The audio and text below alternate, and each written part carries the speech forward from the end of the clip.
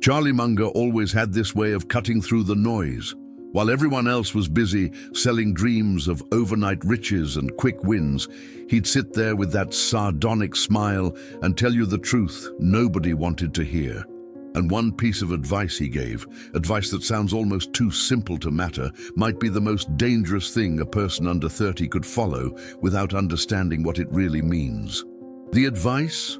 The first rule of compounding: never interrupt it unnecessarily. Sounds harmless, right? Almost boring. But here's where it gets dangerous for someone in their 20s. Because what Munger meant wasn't just about money sitting in an account growing at 8% annually.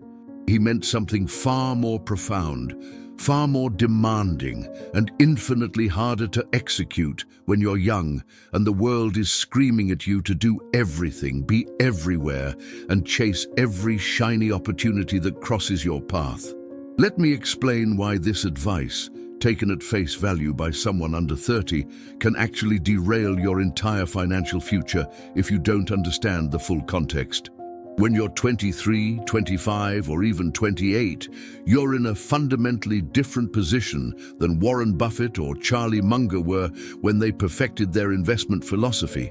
They had capital, they had experience, they had already made their mistakes. You're probably broke or close to it. You're carrying student debt, paying rent that eats half your paycheck, and trying to figure out if you can afford both groceries and a social life this month.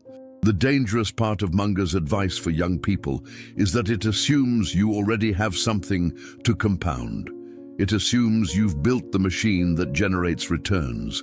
But most people under 30 haven't built that machine yet. They're still gathering the raw materials. Here's what happens when a 25-year-old hears "never interrupt compounding" and takes it literally. They put every spare dollar into an index fund, live on ramen, skip opportunities to invest in themselves, turn down career risks, and basically put their entire life on autopilot mode because they've been told that patient capital allocation is the secret to wealth. And 20 years later, sure, they might have a decent retirement account, but they're also the person who never learned that high-value skill, never took that career leap, never moved to the city where their industry was thriving, never invested in the relationships and experiences that compound in ways a Vanguard fund never will. Because here's the truth that Munger knew, but rarely spelled out explicitly. Before you can let money compound, you need to compound yourself. Your 20s aren't about letting capital grow. They're about becoming the kind of person who can generate capital in the first place. The most dangerous financial mistake you can make in your 20s isn't spending money on the wrong investments. It's failing to invest in becoming more valuable. Munger himself didn't just sit back and let his early savings compound. He became a lawyer. He practiced. He learned how businesses actually worked from the inside. He failed at things. He built skills, relationships, and knowledge that would later allow him to recognize opportunities that others couldn't see. The compounding came later, after he'd built the capacity to generate serious returns. But somewhere along the way, the financial advice industry stripped away all that context and reduced his wisdom to a bumper sticker. Start early, compound, retire rich. And that's not just incomplete, it's actively harmful if you're young. Let me be clear about something. I'm not saying you shouldn't save. I'm not saying you shouldn't invest. I'm saying that the opportunity cost of hyper-focusing on financial compounding in your 20s might be sacrificing the very things that would make you capable of generating wealth in the first place. Think about it this way.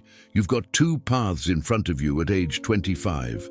Path 1, you take every dollar you can spare and dump it into a retirement account. You live frugally. You avoid risk. You optimize for compound growth. You follow the conventional wisdom. 30 years later, you've got $1 million and a job you've been tolerating for 3 decades because you never took the risk to pursue what you actually wanted. Path 2, you save something, sure, but you also spend money strategically on things that increase your earning potential.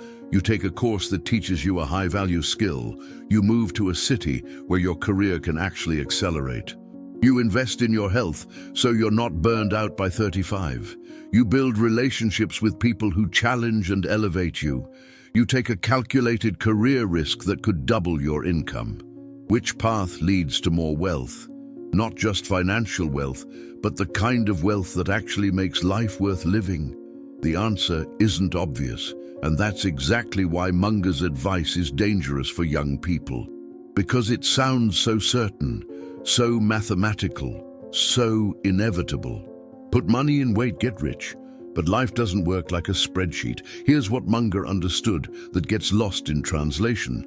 The real compounding happens in your skills, your network, your reputation, and your judgment.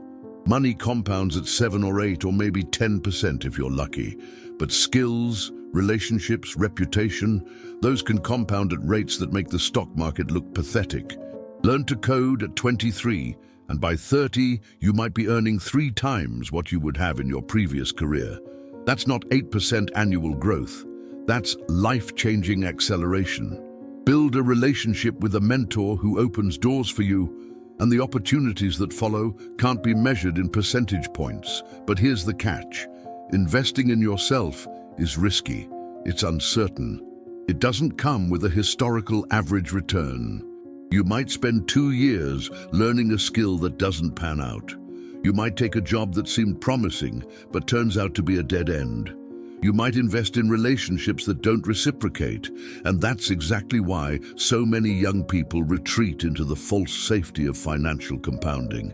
Because it feels certain, because there are calculators that tell you exactly how much you'll have at 65 if you just keep contributing. Because it requires no judgment, no risk, no possibility of being wrong about people or yourself. But Munger didn't get rich by avoiding judgment and risk. He got rich by developing better judgment than everyone else and taking risks that others couldn't see were actually safe bets. So when he says, don't interrupt compounding, what he really means is, once you've built a wealth-generating machine, don't sabotage it with stupid decisions. But you're not there yet. You're still building the machine, and building the machine requires different rules. It requires spending money on things that don't show up on a balance sheet. It requires taking risks that terrify you. It requires investing in yourself even when the returns are uncertain. It requires saying yes to opportunities that might not work out. It requires moving, changing, learning, failing, and trying again. The person who follows Munger's advice literally in their 20s might save their way to mediocrity. The person who understands what Munger actually meant will invest in becoming the kind of person who doesn't need to worry about retirement accounts because they've built the capacity to generate wealth almost at will. Here's another layer to this. Munger's advice assumes you're in a stable, growing market with reasonable inflation and predictable returns. But your 20s aren't a stable, growing market. Your 20s are chaos. Your industry might not exist in 10 years. The skills that are valuable today might be automated tomorrow. The city you're in might be the wrong place to build your career. Financial compounding works in stable environments. Personal compounding works everywhere because skills, relationships, and adaptability are portable. You can take them anywhere. They can't be inflated away. They can't crash. They just keep getting more valuable as you refine them. So here's what I'd say to someone under 30 who's trying to figure out what to do with Munger's advice. Respect it, but don't worship it. Understand that he's talking to a future version of you, the version who's already built something worth protecting. Right now, you're not protecting wealth. You're creating the capacity for wealth. And that requires a different playbook entirely. It requires being willing to spend money on things that increase your earning potential, even if they don't generate immediate returns. It requires taking career risks that might fail. It requires investing in relationships and experiences that make you more capable, more connected, and more valuable. It requires understanding that the best investment you can make in your 20s isn't in the stock market. It's in yourself. Because here's the math that nobody talks about. If you spend your 20s investing in yourself and you increase your earning potential from $50,000 a year to $150,000 a year, You've just created an extra $100,000 of annual income. How much would you need to save in your 20s to generate an extra $100,000 a year in passive income? Millions. And you're not going to save millions in your 20s by skipping lattes. But you might increase your income by $100,000 by learning the right skills, building the right relationships, and taking the right risks. That's the real compounding that matters when you're young, not the money sitting in an account. The capacity to generate money in the first place. And once you've built that capacity, then Munger's advice becomes gospel. Then you protect it. Then you let it compound. Then you don't interrupt it unnecessarily. But until then, you're not interrupting compounding by investing in yourself. You're creating the conditions that make compounding possible. So yes, Charlie Munger's advice is dangerous for people under 30. Not because it's wrong, but because it's incomplete without the full context of how he actually built his wealth. He didn't get rich by saving his way there. He got rich by becoming the kind of person who could recognize and execute on opportunities that others missed. And that's what your 20s should be about. Not optimizing your retirement account, but becoming dangerous in the marketplace. Becoming someone whose skills are so valuable that money flows toward you naturally.